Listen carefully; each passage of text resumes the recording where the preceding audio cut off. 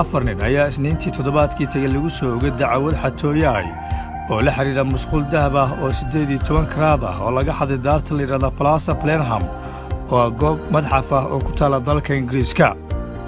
afartan nin ayaa ka soo muuqan doona maxkamad ku taala magaalada Oxford ee dalka Ingiriiska 28 bisha November ee sanadka 2023. musqushan dahabiga ayaa waxay ahayd mid si buuxda u shaqaynaysa ka hor intaan laga xadin halkaas, waxaana qiimaheeda lagu sheegay 5.9 milyan oo dollarka Mareykanka, waxaana la waayay sanadkii 2019. adeegga dacwad oogista boqortooyada dalka Ingiriiska ayaana ku dhawaaqday inay ogolaatay eedeymaha ka dhanka afartan nin oo la xiriira xatooyada dahabkan.